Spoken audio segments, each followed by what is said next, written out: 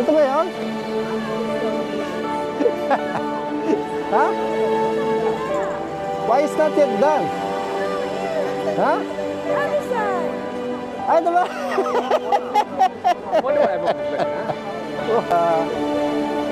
Nakakatakot. Mukha naman siyang safe. Maraming pulis.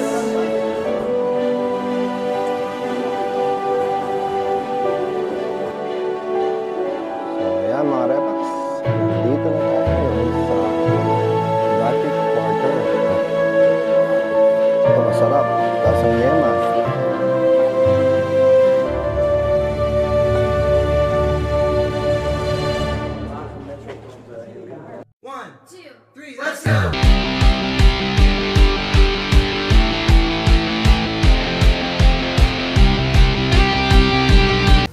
Good morning, good morning, good morning. Good morning, iBugs.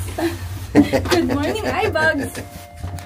We have no sleep. Mga repax, kagigising lang namin. Tapos lang namin mag-prepare. Punta kami sa breakfast nila ng Villa Emilia. Time check, 9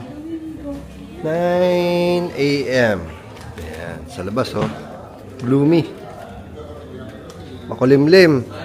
Tapos morning. Bawal ang tawa.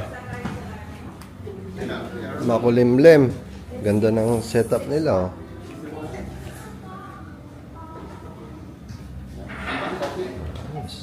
Cappuccino, latte. One cappuccino. Black coffee. Black coffee. Yes, You want please. chocolate for him? No, egg. Egg?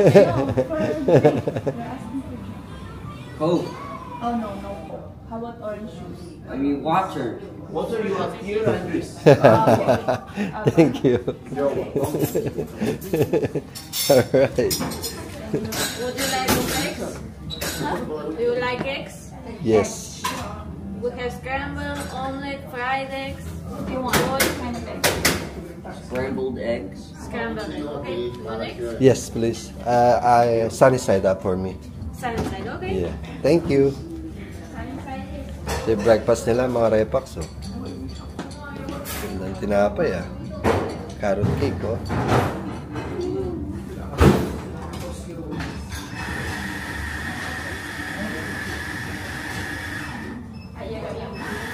Tinapay.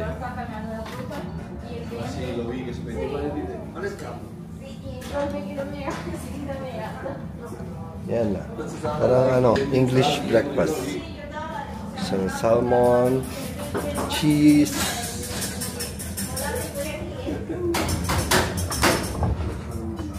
Yan lang. Alright.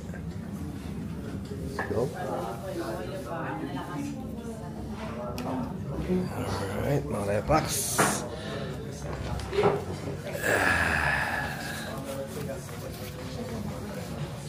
Marami tayong gagawin ngayon.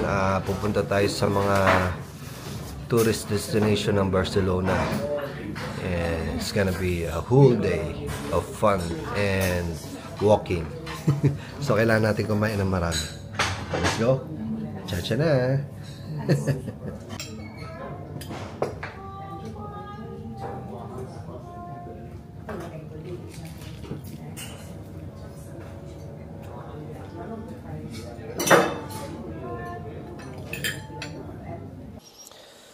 Alright, mga repax.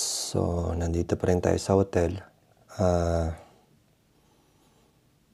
Gumagawa ako ng itinerary sa train route.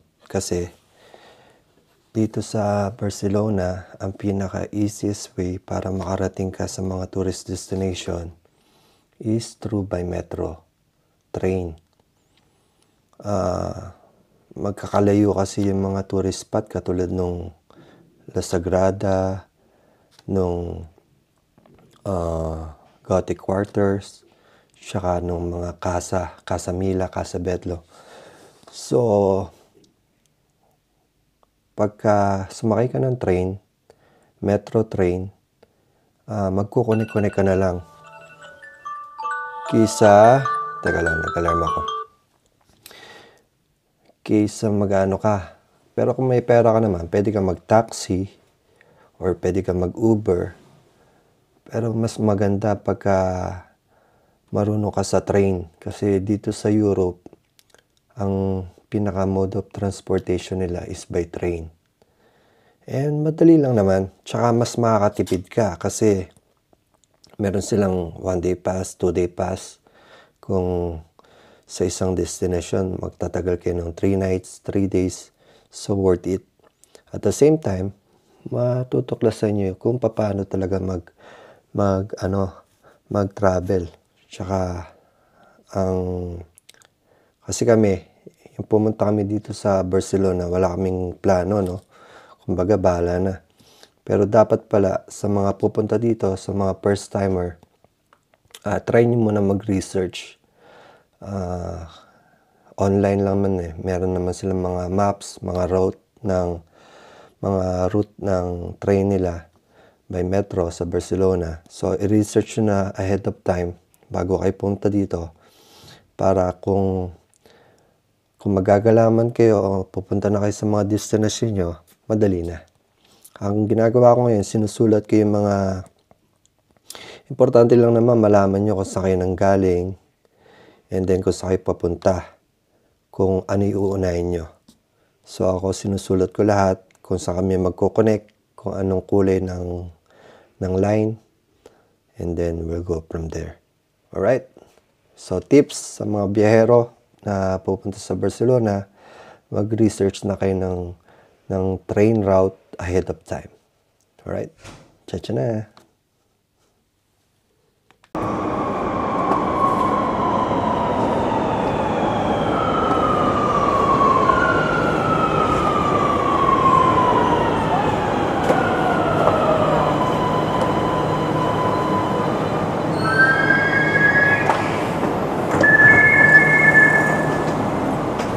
Alright.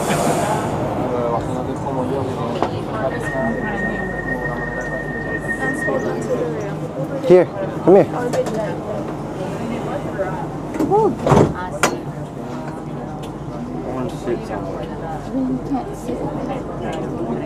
Ayan mga repax, papunta kami ngayon ng Sagrada de Familia. Ayan, full pack. Sunday kasi, daming tao. Nagsakay kami ng metro train from the hotel. Mga 2 minutes walk, no?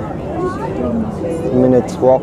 And then, lilipat lang kami ng line, ng train. Kasi, red line to eh. Yung papunta sa Sagrada is, purple. Alright? Catch na. Let's go!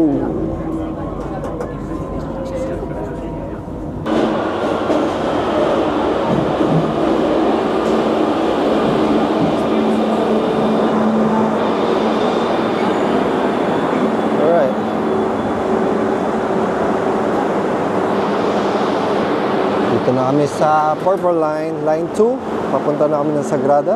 Daming tao.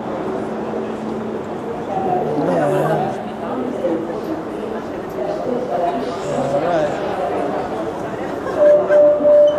Wanna sit down, Lance? Let's go. Come on. Alright, mga Repax. Nandito na kami sa Sagrada Familia. Yes. Dami tao. Let's go. Exit tayo, exit.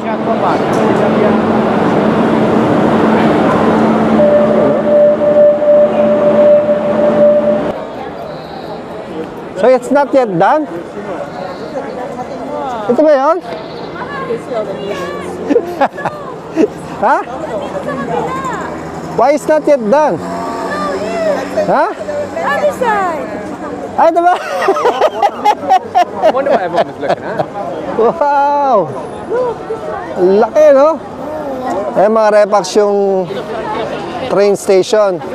Paglabas mo, pagtalikod mo, yan ay bubulaga sa'yo. Yan. Yan, no? Kami tatlo, dito tayo. Yeah! Yes! La Sagrada. Ano ang tawag yan? La Sagrada. Familia? Familia, La Sagrada tallest cathedral Familia, the tallest cathedral and unfinished by UNICEF. Gaudi. Gaudi. Anthony Gaudi. Anthony Gaudi. You know? Woo! Woo! Tara, tayo. Ang mga Repax, libot ko kayo. Cha-cha na!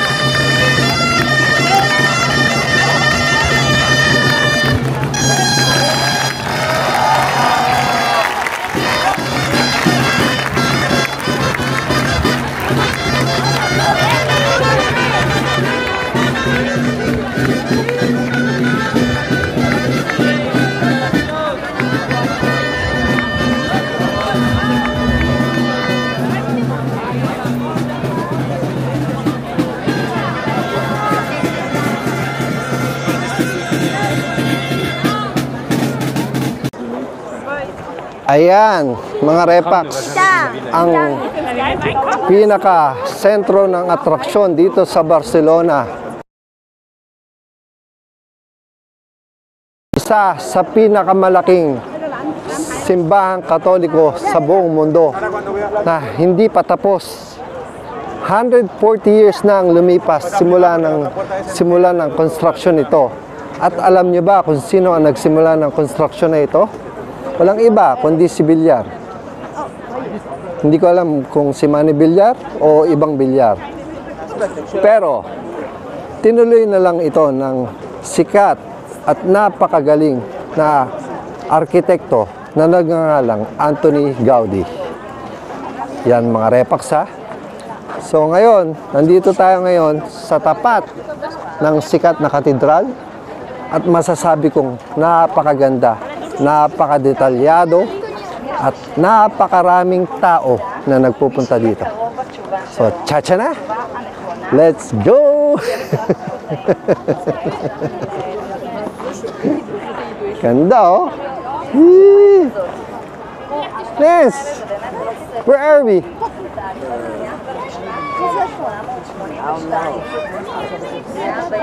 Ang ganda niya mga Repax. Sobrang ganda. Ipando.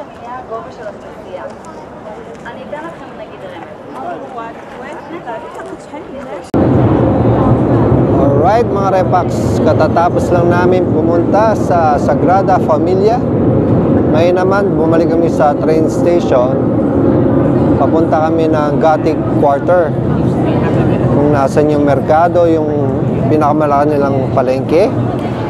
Tsaka yung iba pang mga tourist destination. Yan. Bumalik kami sa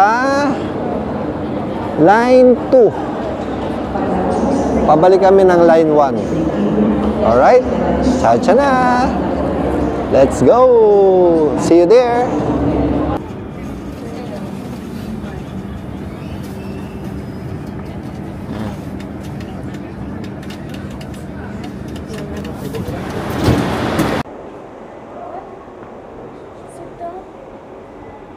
Yun mga Repax. So kagagaling lang natin ng Line 2. Bumalik ulit tayo sa Line 1 kasi dito tayo magko-connecting papunta sa Catalunya. Per la vostra seguretat, no entreu ni sortiu després de l'aviso. Yung Catalunya mga Repax, red line siya, no? Line 1 namin siya. Iyan din yung papunta sa hotel, pabalik sa hotel. Kaso, kailangan namin pumunta sa Line 1 para makapunta ng Catalunya. Yan. At sa Catalunya, doon natin makikita yung La Rambla, yung mahabang street na nandun yung merkado, nandun yung Gothic Square, nandun yung mga kainan. And so, we'll see. Kasi hindi rin natin alam kung ano makikita natin doon. First time nga natin sa Barcelona. So, yun. Pinapakita ko lang sa inyo kung paano sumakay, kung paano maglipat-lipat ng train line, depende kung saan ka pupunta ang lugar. Alright, tsa na. Madali lang siya, mga Repax. Alright, let's go. So, mga Repax, pagbaba nyo ng train ng Catalonia, dalawa yung exit. Isang Ronda de la Universidad at isang Rambla de Catalunya. So, pag mamamasyal kayo, dito kayo pupunta sa Rambla de Catalunya. Pagpapasok kayo sa school, diyan kayo sa Ronda de Universidad. So, let's go! Let's explore the Gothic Square. Alright, let's go!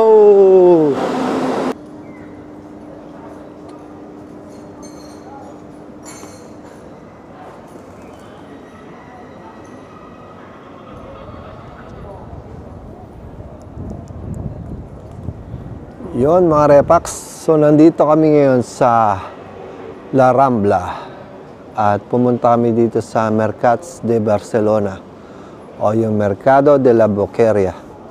Kaso, close pala sila pag Sunday, no? So, pero okay lang, at least nakita natin, napunta natin. So pag bumalik tayo dito, alam na natin. So yon. Papunta tayo ngayon sa Gothic Square. Yan o. Pakita ko lang sa inyo yung itsura ng palengke. Isa sa pinakamalaking palengke dito sa Spain. At sikat dito sa Barcelona, ang Mercado de Boqueria. Yan. Alright. So let's go. Ito tayo sa Gothic Square.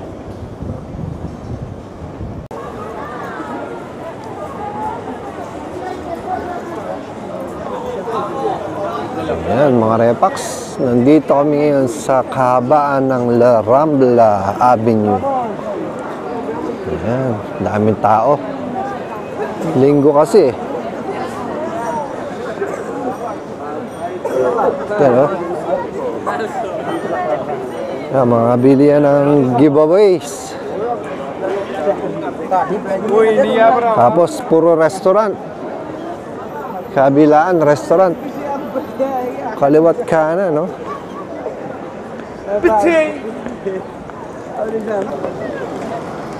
Ingat-ingat lang dito mga Repax kasi dito sa pinaka city maraming pickpocketers or mandurukot, kumbaga. Kaya dapat alisto. Siyempre, yung mga belongings nyo, yung mga importanteng bagay nyo, gamit nyo, tago nyo na mabuti. Alright? Pero, okay naman siya. Hindi naman ganun ka nakakatakot. Mukha naman siyang safe. Maraming pulis. Tsaka masaya kasi maraming tao. Buhay na buhay.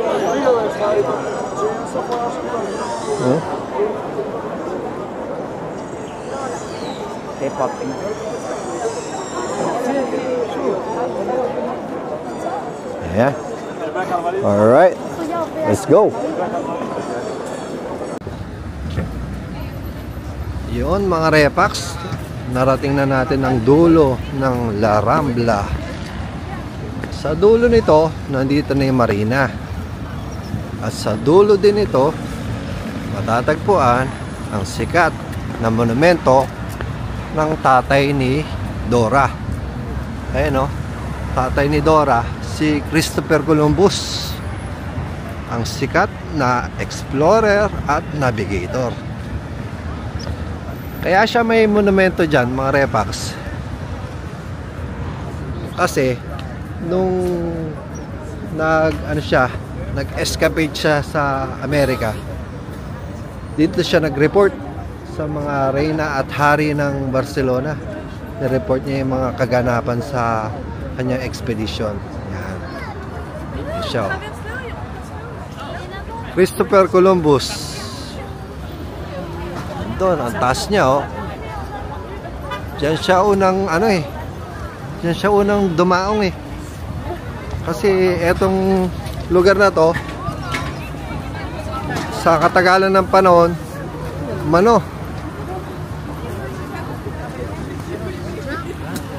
sa katagalan, teka, hindi ko alam kung tatawid tayo o hindi eh.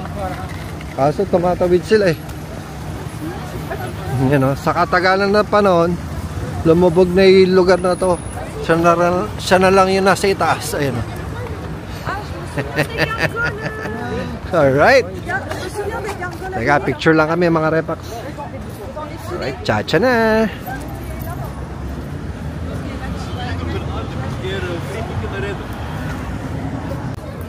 Ito na nga ang kanilang marina. Yan. Dito rin yung matatagpuan ang mga cruise line. Pag magko-cruise kayo, nandito sila. Dito yung port. Ayan. Meron silang parang flea market dito. Ayan.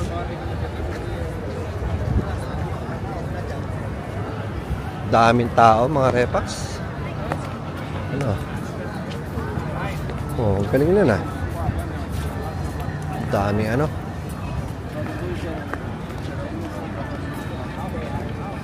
Hindi na tayo pupunta siguro doon. Medyo malayo na yan eh.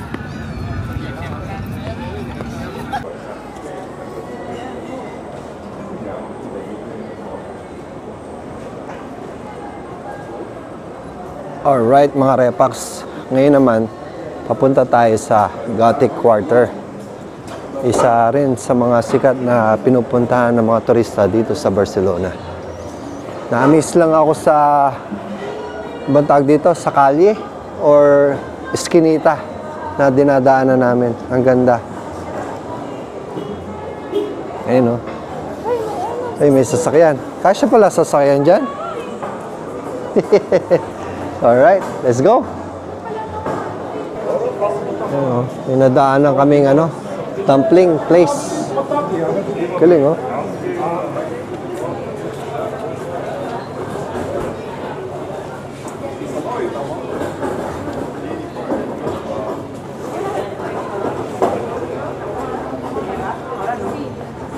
Ay, sana.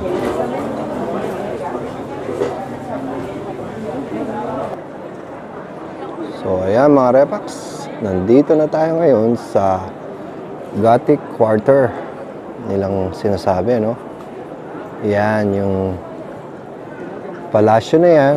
Yan daw yung, ano, Palau de la General Itat. Yan. Gumagana pa rin kasi may mga pulis, oh. Siguro, dyan nakatira yung mga generals ng Barcelona. Yan, daming tao. Medyo maulan mga repax. Umaambon kaya nakasilong tayo, no? Baka magkasakit tayo eh. Hindi ko maipakita sa inyo yung Barcelona. Pero kaya naman. Kaso, etong DJI Osmo natin, hindi siya waterproof. So, nag-iingat tayo, no? Nakasilong tayo habang nagbibideo. Mamaya na lang, pagka tumila na. Alright, yan na. Yan na yun.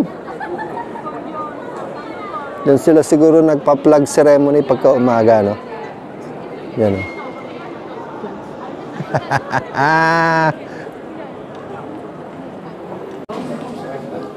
Yan, mga repax. Nandito kami ngayon sa bilihan ng mga tsokolate. Sa Chocolata Hollands. Dami, oh. May pre-taste din sila. Chocolata. Tomalo. Sarap to. Tingnan mo to. Tingnan mo to. Sarap yan. Basahin mo. Ano?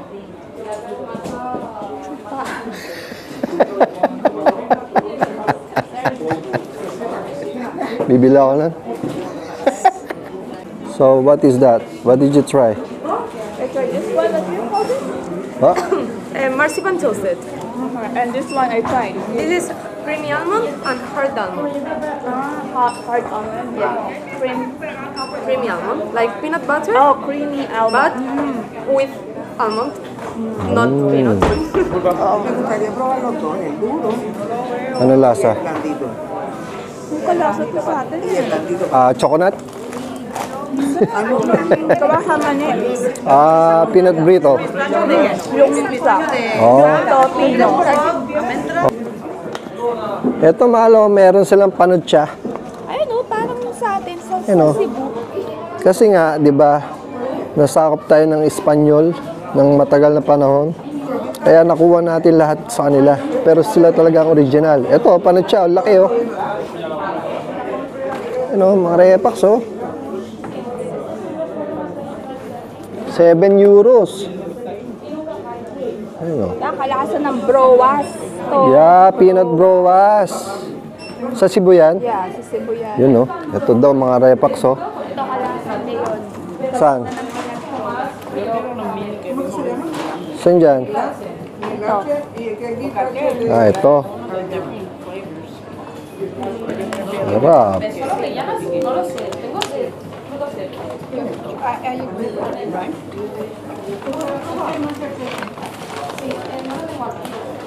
Ayan oh. Ito masarap. Lasang yema. Bumili kami. Es el músico. Bumili kami na tsaka to, yung blando de almendra. Sarap. Medyo mahal, pero minsan lang naman eh, no? Sarap! Let's go!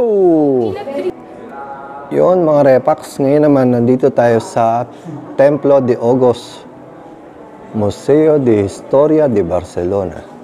Ano? Pasok tayo mga repax.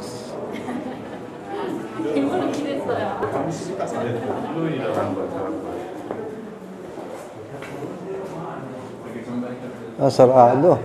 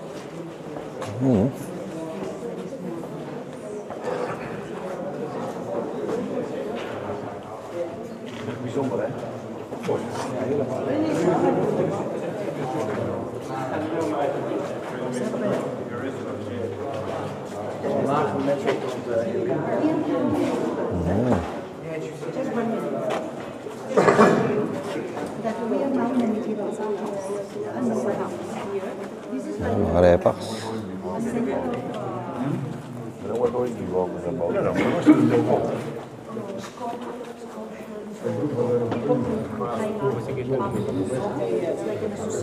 Excuse me? Excuse me? Inside of the podium, you can see 4 pillars, and these pillars, they were part of the Roman temple. The Roman temple can be seen there. Do you see the drawing in front of you? So, which means that it's very close to the cathedral. We think that our cathedral, it was built probably with the stones of this temple that was dismantled. Because during the Roman times, people, they believed in many of gods. They had different gods, and they pray around the temple.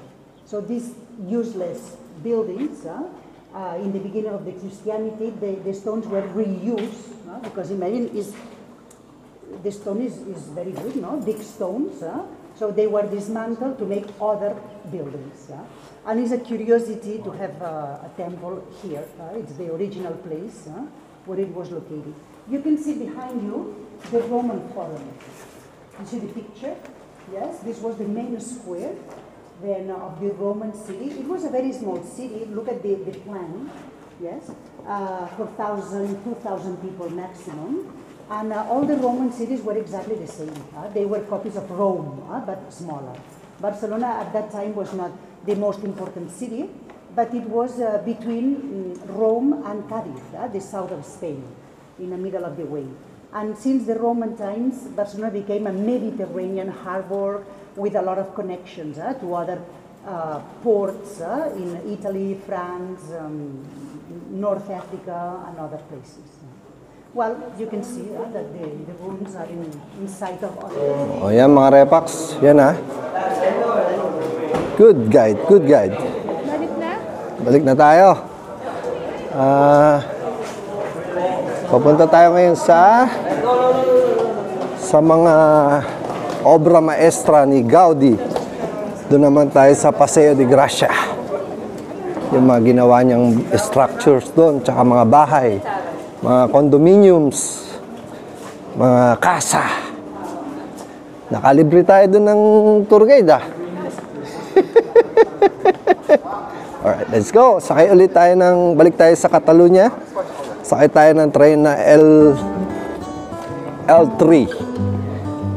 Alright, chacha na. Let's go. Ano yan? Ito, ang ganda ito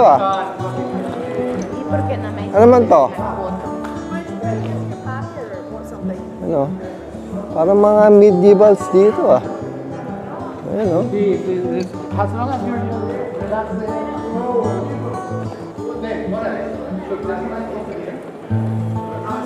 Which is like Europe here. It's kind of a silhouette thing going on sometimes.